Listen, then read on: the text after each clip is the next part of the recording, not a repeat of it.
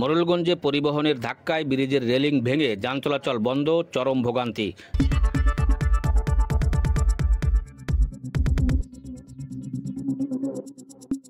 বাগেরহাটের মোরেলগঞ্জে সাইনবোর্ড বগি আঞ্চলিক মহাসড়কের বারৈখালী ও ৯০-৮০ সংযোগ স্টিল ব্রিজে জিএমএস ঢাকা পরিবহন দুর্ঘটনায় রেলিং ভেঙে ধস।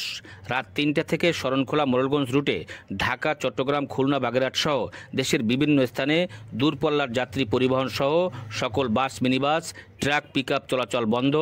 জনভোগান্তি এখন চরমে। যানজট সৃষ্টি হয়ে ঘন্টার পর ঘন্টা অপেক্ষায় বিভিন্ন কর্মস্থলে যাওয়া মানুষগুলোকে পড়তে হয়েছে বিপাকে। সড়ক ও জনপথ বিভাগসহ সংশ্লিষ্ট কর্তৃপক্ষ কর্তৃক ৮ ঘন্টা পরে দুর্ঘটনা কবলিত পরিবহন অপসারণ হলেও ব্রিজ মেরামতের কোনো উদ্যোগ গ্রহণ করা হয়নি।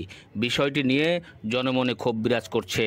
সরজমিনে গিয়ে জানা গেছে, বুধবার গভীর রাতে ঢাকাগামী জিএমএস যাত্রীশূন্য পরিবহনটি শরণখোলার উদ্দেশ্যে যাবার পথিমধ্যে নিয়ন্ত্রণ হারিয়ে বারৈখালী ৯০-৮০ স্টিল ব্রিজের রেলিংয়ের সাথে এ দুর্ঘটনা ঘটে।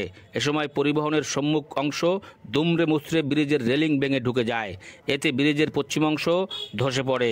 এ ঘটনায় শরণখোলা, মোরেলগঞ্জ, বাগেরহাট, ঢাকা, চট্টগ্রাম সহ দূরপাল্লার গাড়ি চলাচল বন্ধ হয়ে যায়। ইজিবাইক, টমটম, ভ্যানে করে দুর্ঘটনা কবলিত ব্রিজের এক পাশ থেকে ঝুঁকি নিয়ে পার হয়ে কাটা লাইনে যাতায়াত করতে হচ্ছে তাদের দূর দূরান্তে।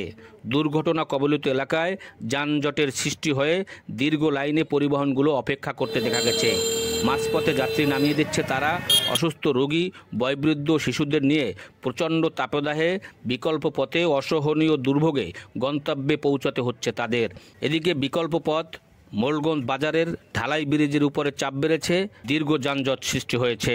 মোরেলগঞ্জ শরণখোলার দৈনন্দিন প্রয়োজনীয় কাঁচা তরিতরকারি সহ বিভিন্ন মালামাল বহনকারী পরিবহন ৩-৪ ঘন্টা অপেক্ষা করে বিকল্পভাবে মালামাল খালাস করছে।